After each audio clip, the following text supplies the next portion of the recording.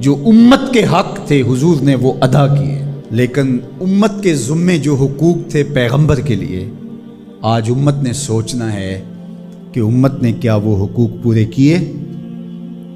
جس طرح طائف کے بازاروں سے لے کے مکے کی گلیوں تک اذیتیں سہی، تکلیفیں گوارا کی، مقاومتیں، مخالفتیں، نکتہ چینیوں کے طوفان، ناموافق حالات کے جکڑ، اذیتیں، کسے ہوئے آوازیں، کیا کچھ نہیں تھا۔ ذرا پلٹ کے مکے کی تاریخ تو دیکھو، حضرت سمیہ کے بدن میں اترتا ہوا خنجر تو دیکھو، حضرت یاسر کو تڑپ کے جان دیتے ہوئے تو دیکھو، اور پھر دیکھو کہ میرے اور آپ کے آقا و مولا کس طرح سے عزم و ثبات کے ساتھ، کس طرح تندہی کے ساتھ، کس طرح اللہ کے پیغام کے ابلاغ کے لیے کوشاں رہے۔ گھر میں فاقے تھے، کئی دن تک چولہا نہیں جلا، لیکن تبلیغ کے تسلسل میں فرق نہیں آیا، اور پھر تبلیغی عمل کو کسی غرض سے بھی ملوث نہیں ہونے دیا۔ لا اسألکم علیہ اجرا اس پہ شاہد عادل ہے۔ قیامت تک اپنی نسل کے لیے صدقہ بھی حرام کر دیا، زکوٰۃ بھی حرام کر دی، کہ میری نسل بھی تم سے کچھ نہیں لے گی، میں محض اللہ کی رضا کے لیے تم تک پیغام حق کا ابلاغ کیا ہے۔ جو حق تھا حضور کے ذمے امت کا، اس کو ادا کیا۔ اب امت کے ذمے جو حق ہیں، ذرا امت ایک لمحے کے لیے سوچے کہ وہ حق ادا کیا۔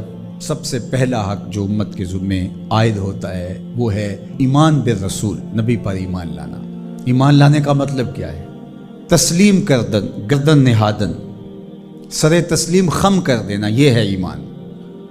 اپنی خواہش ترک کر کے جس کو مان لیا ہے اس کے لیے گردن جھکا دینا۔ تیرے ہندیاں سندیاں محبوبہ، میں کافر ہوا جے میں ہوا۔ دوسرا تقاضا اتباع ہے، اور وہ ایمان کا تقاضا بھی ہے۔ رسول کو ماننے کا مطلب یہ ہے کہ رسول کی مانی بھی جائے۔ یہ کیا ماننا ہوا کہ خواہش اپنی ہوئی، ساری زندگی اپنی مرضی کے مطابق گزاری، شادی بھی ساری اپنی مرضی کے مطابق، ساری رسم ہندوانہ کی، صرف ایجاب اور قبول، پھیرے نہیں لگوائے۔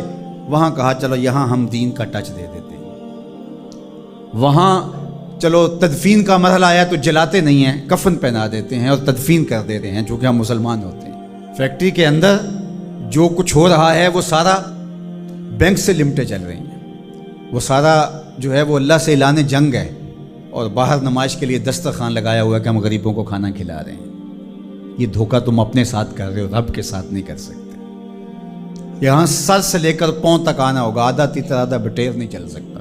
تو نبی کی اطاعت پھر اس میں کیا، کیوں، کیسے ممکن ہے؟ جب مان لیا تو پھر مان لیا۔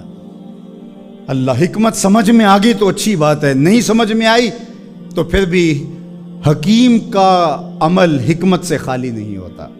جو حکیم نے کہا اس کے پیچھے کوئی حکمت ہوگی، وہ تمہاری نظر میں ابھی نہیں آئی، کچھ وقت بعد آ جائے گی، نہ بھی آئے تو کوئی فرق نہیں۔ پھر ایمان بالغیب کس کو کہتے ہیں؟ تو اللہ اس کے رسول کی مان لینا کہ بس ہمارے ذمہ ان کا حق ہے، ان کی ماننا ہمارا حق ہے، اطاعت ہمارا حق ہے، تو بس یہ کافی ہے۔ اب صحابہ کی زندگیاں دیکھ لیجیے، انہیں حکمت نہیں پوچھی۔ حضور خطبہ دے رہے ہیں اور فرمایا لوگوں بیٹھ جاؤ، یہ باہر رش ہو رہا ہے نا سامنے، تو فرمایا بیٹھ جاؤ۔ حضور کی آواز بلند تھی، بنو غنم میں صحابی آ رہے تھے، وہ وہیں بیٹھ گئے۔ اللہ اکبر۔ کسی نے کہا تم یہاں بیٹھے ہو، کہ حضور نے کہہ دیا اور بیٹھ گئے۔ اللہ اکبر۔ تو یہ ہے اطاعت، یہ ہے فرما برداری، یہ ہے